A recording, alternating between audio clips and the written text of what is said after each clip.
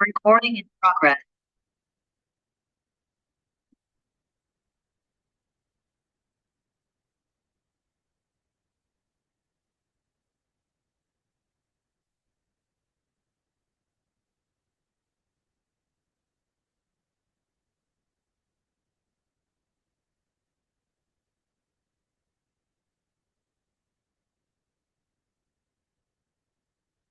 अच्छा जी, okay.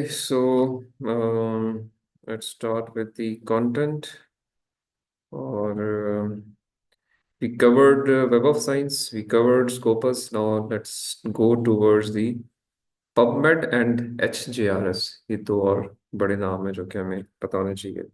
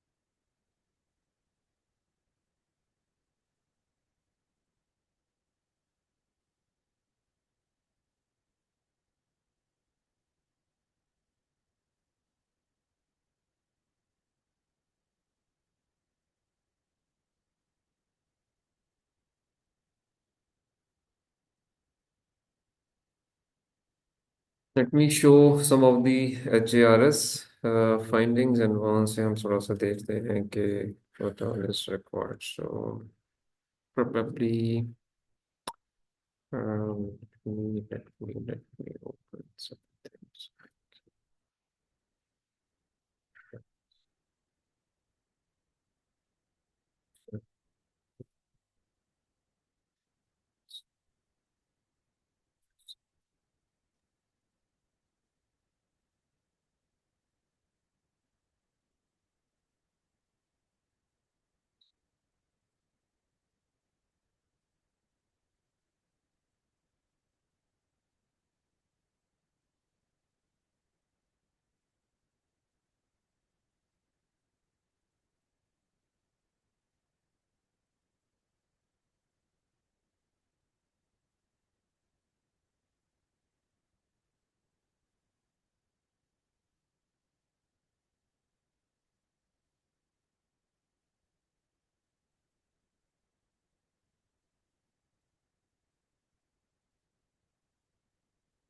हाँ जी, सो HRs जो है इस पे लिंकेज है अभी इस वक्त एचआरएस जो है वो क्लोज्ड है या एक्टिव नहीं है. उसके ऊपर कुछ होमवर्क कर रही है अच्छी सी इसको इम्प्रूव करने के लिए. इसका जो वेब पेज है, अभी मैं इसकी एक रिपोर्ट जो डाउनलोडेड है वो दिखाऊंगा. उसमें जो चीज़ें हैं वो डिस्कस कर लेते हैं कि क्या क्या चीज़ें इसके अंदर जो है वो इम्पोर्टेंट हैं जो कि बताई जाती हैं. बट जो एचआरएस का इस वक्त वेब पेज है वो इस वक्त क्लोज्ड है, एक्सेस नहीं है उसकी, ठीक है। But HJR stands for HEC, journal ranking system. तो जब यहाँ पे आप अपने, अगेन एक पेज है जिस पे आप कोई जर्नल का नाम डालेंगे तो वो उसकी डिटेल्स आपको शेयर करेगा। सो उस डिटेल्स के अंदर जो चीज़ें होती हैं मैं वो रिपोर्ट आपको यहाँ पे भी दिखा रहा हूँ। और late me share that with the class जो कि ऑनलाइन है, उनके साथ भी थोड़ा सा शेयर कर लेते हैं जो जूम के ऊपर है। रिपोर्ट शेयर करता हूँ आपसे, this one, let us share this. So okay.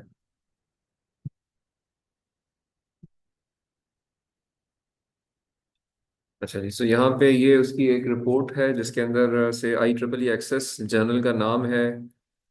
जब उसको आप इंसर्ट करते हैं तो वो कुछ इसमें डिटेल्स देगा, लाइक इसने मेंशन किया हुआ है कि जी ये इसका SSN क्या है, कंट्री कौन सा है, फिर बताया कि स्कोपस में ये जर्नल जो है वो यस है, वेब ऑफ साइंस में ये जर्नल जो है वो यस है, मींस दोनों जगहों पे ये इंक्लूडेड है।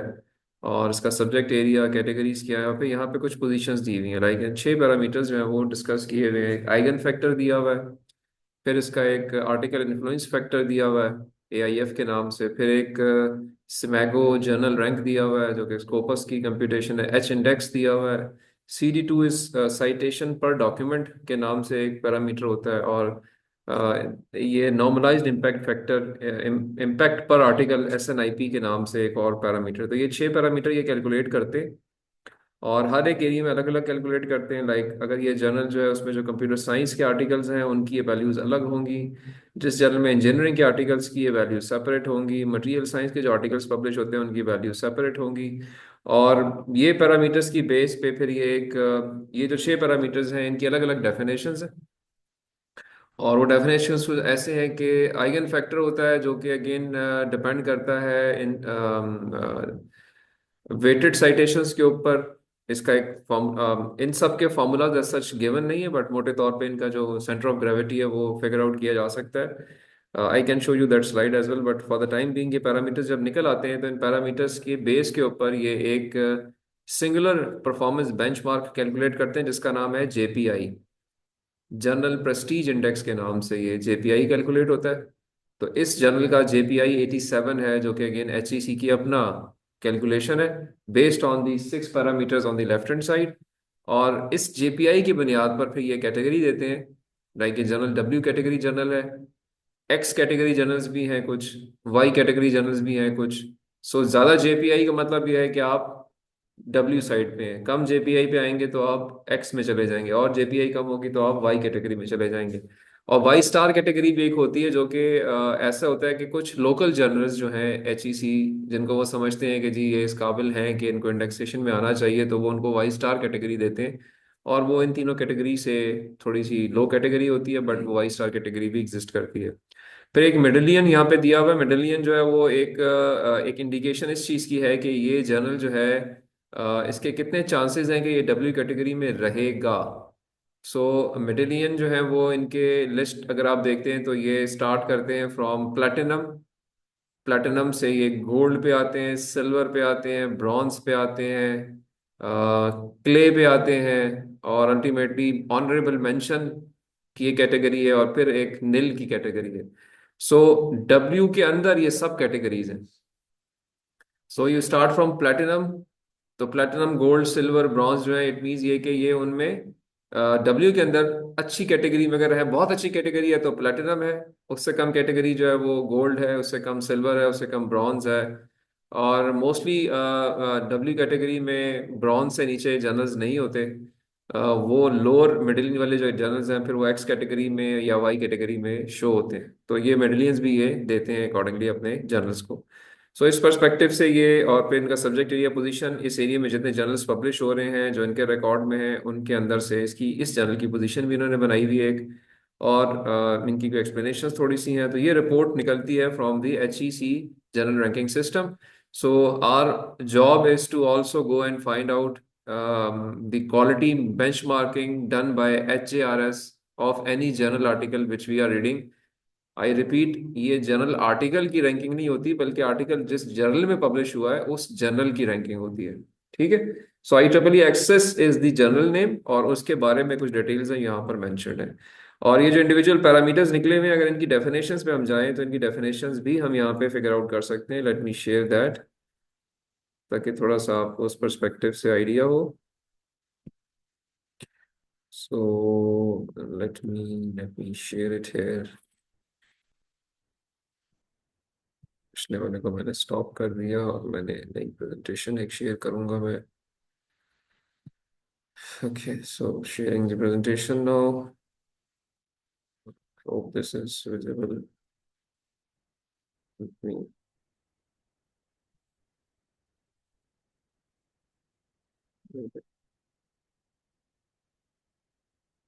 Okay, so I hope this is.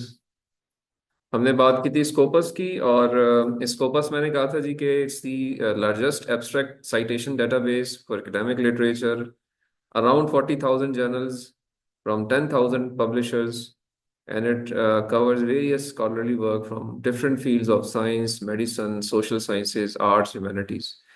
Web of Science जो है maintained by Clarivate Analytics, formerly known as Thomson Reuters, also formerly known as ISI Web of Knowledge, again a platform which indexed high quality scholarly journals.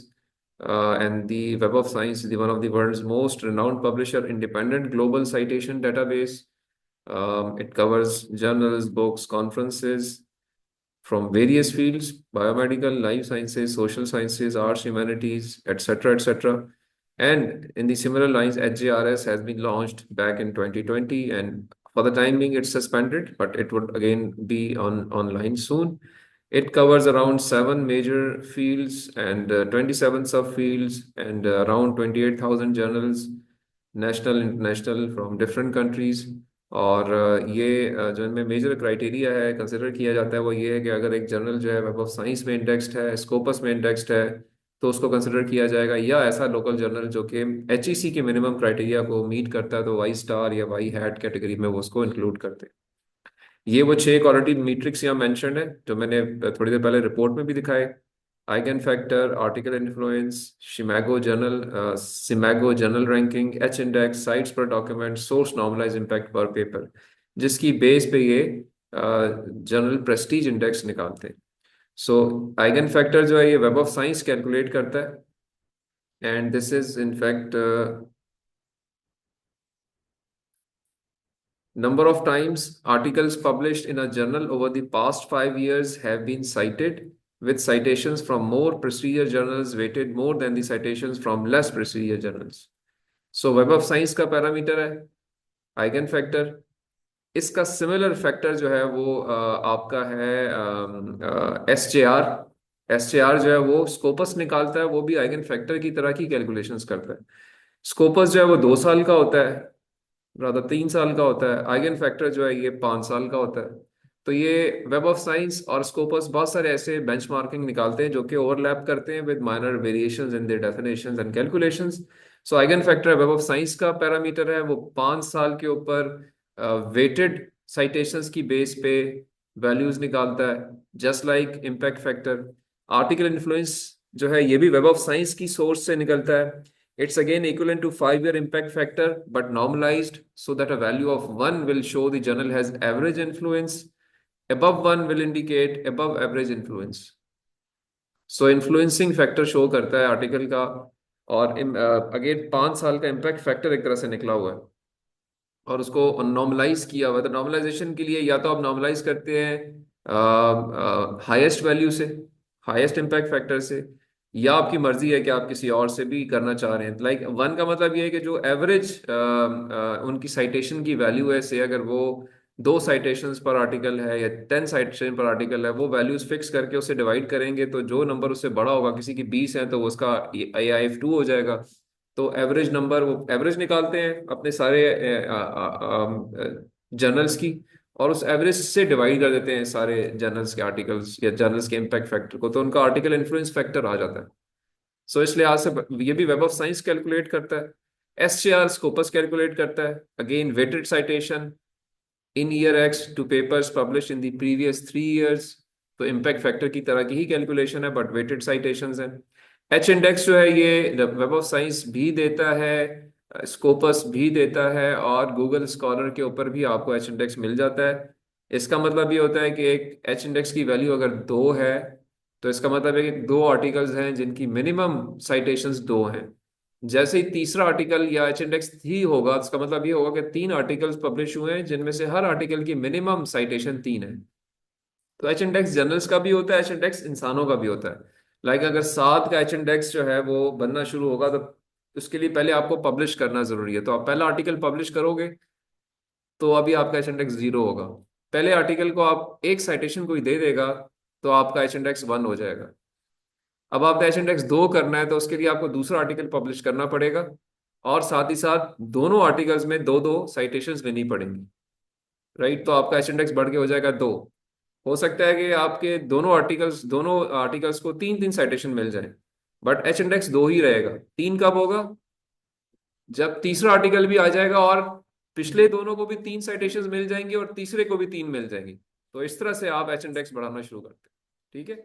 Same is applicable to the journals के, उनके भी articles कितने publish हुए हैं, उनको minimum citations कितनी मिली हैं। तो हो सकता है कि किसी एक आर्टिकल को हजारों साइटेशंस मिल चुकी हों, लेकिन सारे आर्टिकल्स को जब देखा जाता है तो 200 आर्टिकल्स को मिनिमम 200 साइटेशंस मिली हैं। तो उसका इम्पैक्ट एच जो होगा, एच फैक्टर जो होगा या एच इंडेक्स होगा, वो 200 होगा। तो ये इस तरीके से कैलकुलेट होता है। साइट्स पर डॉक्यूमेंट स्कोपस निकालता है। It is obtained using the same concept of impact factor, but using the Scopus citation site. ये साइटेशंस अपने लेते हैं, अपने डेटाबेस की लेते हैं। वेब ऑफ साइंस अपने डेटाबेस की लेता है। ठीक है, तो उस लिहाज से ये साइट पर document is just like impact factor, but using the Scopus database, क्योंकि दोनों ने अलग अलग अपना डेटाबेस मेंटेन किया हुआ है। Source normalized impact per paper is ratio of average of source citation count per paper and the citation potential of its subject field. So it's sort of a ratio के एक computer science का journal है, वहां पे 1000 citations आनी चाहिए, but वो दे रहा है 400। तो उसका source normalize impact per paper निकल सकता है कि जी इसमें इनकी रेशो ये बनती है कि इट्स सॉर्ट ऑफ 400/1000। जिसने 2000 की है, एवरेज तो थी उस एरिया की 1000 थी, और उसने 2000 कर दी है, तो उसका SNIP ज्यादा होगा, 2 3 4 तक चला जाएगा, और जो एवरेज से नीचे परफॉर्म कर रहा है वो नीचे रहेगा। तो इस तरह से ये पैरामीटर्स कैलकुलेट किए जा सकते हैं। इनकी डिटेल्स आगे अगली स्लाइड पे दी हुई है। आइगन फैक्टर की कैलकुलेशन, इन्फ्लुएंस स्कोर की कैलकुलेशन, सीमैगो जर्नल रैंक, CD2 की कैलकुलेशन, SNIP की कैलकुलेशन, और अल्टीमेटली ये वैल्यूज निकल आती हैं। और इनकी वैल्यूज की बेस के ऊपर मैंने कहा कि आप फिर जर्नल का एक प्रेस्टीज इंडेक्स निकालते हैं। HEC की कमेटी बैठती है और उसके बेस के ऊपर फिर वो आपको, जो मैंने आपको रिपोर्ट दिखाई थी उस तरीके से, W कैटेगरी और उसके अंदर एक मेडेलियन दे देते हैं कि आप प्लेटिनम में फॉल करते हैं, गोल्ड में फॉल करते हैं, सिल्वर में फॉल करते हैं, W कैटेगरी है या X कैटेगरी है, वट। सो इस तरीके से HJRS का सिस्टम जो है वो काम करता है। सो ये 3 पॉपुलर इंडेक्सेशन डेटाबेसेस हैं जो कि जर्नल्स को इंडेक्स करते हैं। तो जर्नल साइट आर्टिकल्स की इंपॉर्टेंस या उनकी क्वालिटी क्राइटेरिया क्या है कि जी they should be indexed with some of the या many maximum number of agencies, जिसमें दो बड़ी एजेंसीज हैं, Scopus and web of science. अगर वहां से इंडेक्स्ड है तो आपका जर्नल जो है वो अच्छा जर्नल है, उसके आर्टिकल्स पढ़ने में आपको कोई हर्ज नहीं होना चाहिए। लेकिन अगर कहीं एक पे मिसिंग है, या एक में है एक में नहीं है, या दोनों में नहीं है, तो फिर ऐसे जर्नल्स को अवॉइड करना चाहिए। ठीक है। So this is applicable to reading as well as publication as well, because these are the third party auditing agency जो कि क्वालिटी को एस्टेब्लिश करती है। HGRS जो है वो इनसे मिला के बनाया गया, वो लोकल प्लेटफॉर्म है, उसको भी आप यूज कर सकते हैं। ठीक है। पबमेड भी एक एक है। पबमेड जो है वो असल में, अगर मैं उस पर जाता हूँ, तो वो एक इनफैक्ट मेडिकल के डोमेन के जर्नल्स को इंडेक्स करता है। और it is the sub head of sort of Scopus, उसके वेब ऑफ साइंस। हम उसको भी एक्सप्लोर करते हैं, देखते हैं कि उसके अंदर क्या चीज़ है। सो मैं अगर पबमेड को सर्च करूंगा, तो पबमेड इज,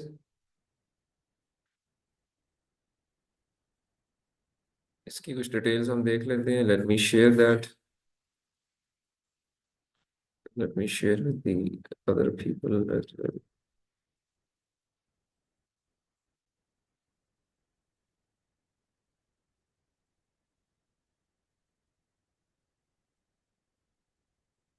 सो पबमेड जो है, इसको अगर आप देखते हो तो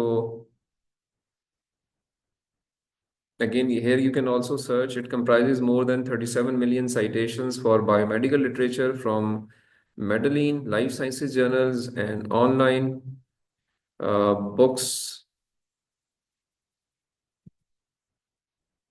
may include links to full text contents from PubMed Central and publisher websites. Medellin क्या चीज़ है? Let's search that as well. Medellin is medical surgical products and supply chain solution नहीं ओके कैटलॉगिंग में जाते हैं Medline catalogue catalogue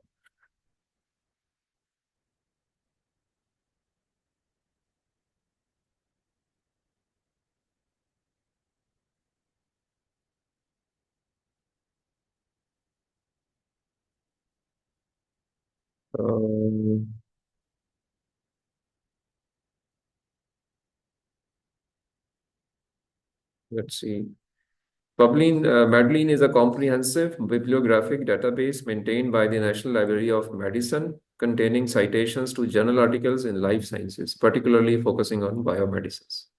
So PubMed जो है वो it's a searchable interface provided by the National Library of Medicine where users can access the Medline database, essentially providing a platform to search through Medline collection of citation. So to cut the story short, it's a database maintained for the life sciences articles या life sciences journals और उनके लिहाज से उनकी citations की base के ऊपर ये अपनी कैलकुलेशंस करते हैं तो पबमेड जो है इसके ऊपर भी आप सर्च कर सकते हैं और अगेन यहाँ पे भी जो है वो जर्नल जो है अपने आप को इंडेक्स कराते हैं other than the web of science and Scopus so से if I search for example computer networks क्या उसका कोई उसमें ताल्लुक बनता है तो इट कैन टेल मी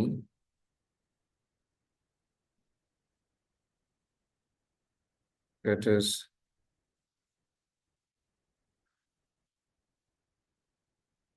सच ये आर्टिकल्स आपको उससे रिलेटेड इंडिकेट कर रहा है पबमेड में तो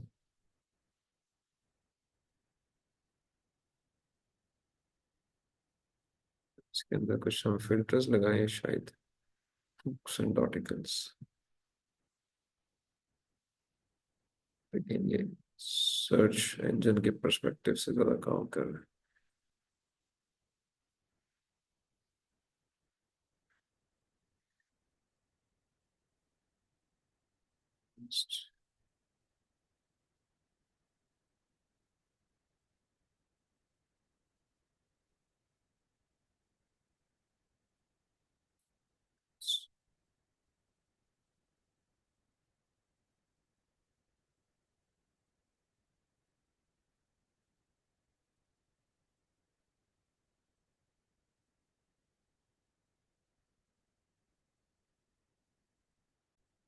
Record press.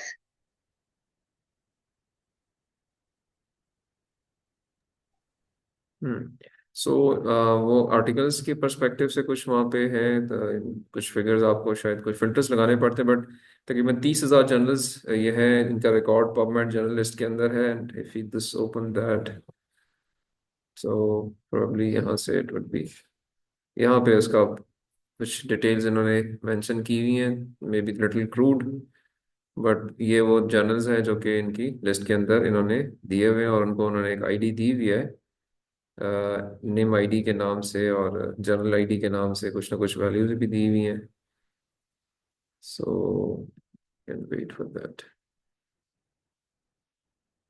here again if I display options में जाके शायद we can check it is not a stop filters here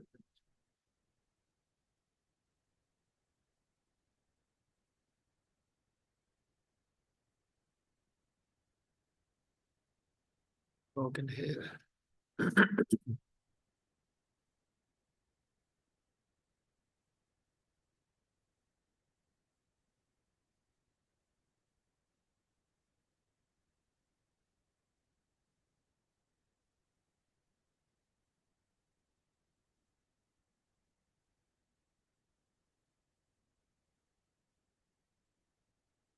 तो currently ये इस जगह से इसको आप सर्च कर सकते हैं तो computers in biology and medicine ये इनकी लिस्ट में है।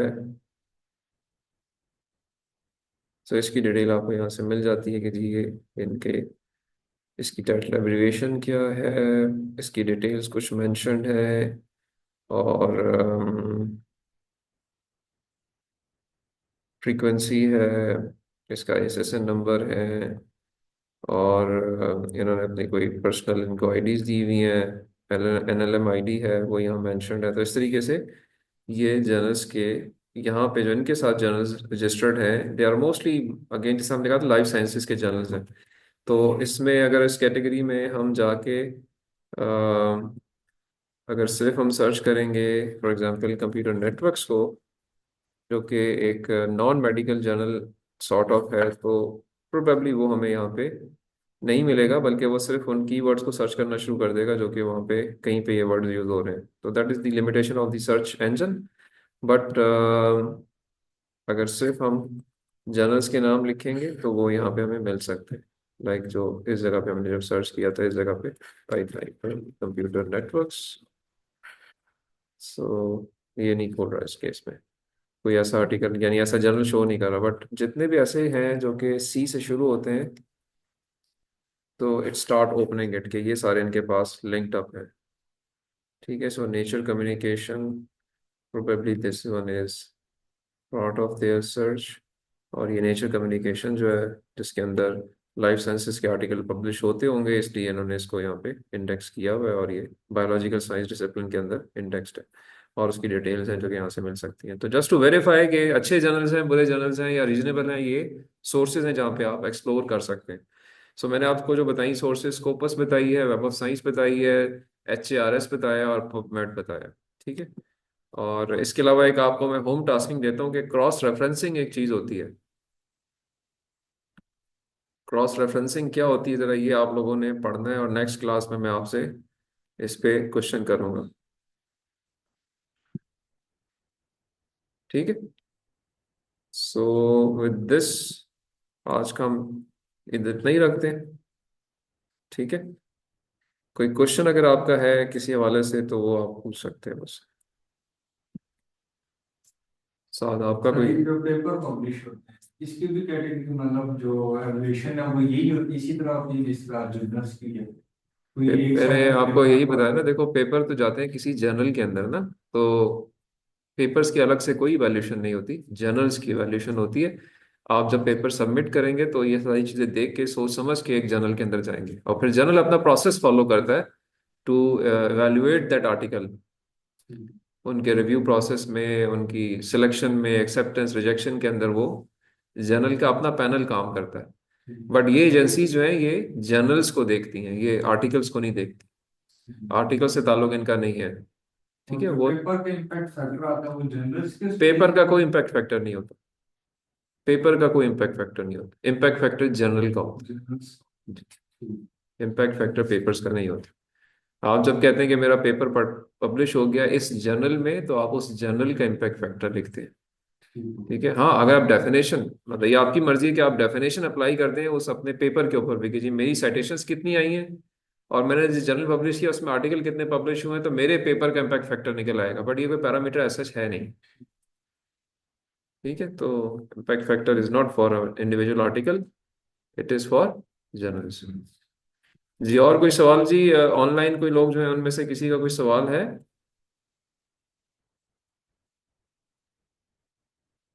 आमिर, आप शुरू में नहीं थे, बाद में आ गए हो, खैरियत थी? Where were you? सर कोई क्वेश्चन सर मैं आया था पहले स्टार्ट में 3 बजे तो क्लास स्टार्ट नहीं हुई थी तो मैं 10-15 मिनट वेट किए फिर मैं आई थॉट कि क्लास नहीं हो रही। आप कब आए थे? क्लास में आए थे सर या 3 o'clock। ऑनलाइन? नहीं नहीं सर ऑनलाइन। 3 o'clock। ऑनलाइन हमने 3 बजे क्लास शुरू कर दी थी। इनफैक्ट शुरू में कुछ इंटरनेट कनेक्टिविटी इश्यूज थे, शायद 5-10 मिनट उसमें लगे होंगे, बट 3:10 3:12 पे हमने क्लास शुरू कर दी थी। वो उसी टाइम में थोड़ा वेट किया उसके बाद आई थॉट कि शायद क्लास नहीं हो रही है रीस्केड्यूल होगी तो that's why I could not join. चले, नो इश्यूज, आप रिकॉर्डिंग देख लीजिएगा। और जी साजिद, आपका कोई सवाल, इकरा का कोई क्वेश्चन? No sir. अच्छा चले जी, ठीक है, थैंक यू वेरी मच। फिर टास्किंग की अगली क्लास की मैं रिपीट कर देता हूँ। मैंने कहा है कि जी एवरीबडी हैज़ टू प्रेजेंट जी 3 to 4 स्लाइड्स, जिसके अंदर आपने अपना टाइटल, अपने सुपरवाइजर का नाम और अपने आर्टिकल्स जो आपने इस क्वालिटी क्राइटेरिया के तहत देखे हो वो आपने शेयर करने। और मैं एक सैम्पल प्रेजेंटेशन आपसे शेयर कर लूँगा, उस तरह की प्रेजेंटेशन आपने बनानी है। और इसके 10 नंबर हैं out of the 100 marks for the course. So 10% weightage भी है। अच्छी सी रीजनेबल प्रेजेंटेशन बनाएं, सिंपल सी प्रेजेंटेशन बनाएं, और उसको नेक्स्ट क्लास में 10 मिनट के अंदर हम, every student will get 10 minutes, और वो हर कोई प्रेजेंट करेगा, ठीक है। फिर हम आगे चलेंगे। ठीक है जी, चलें, thank you very much, we close the session now.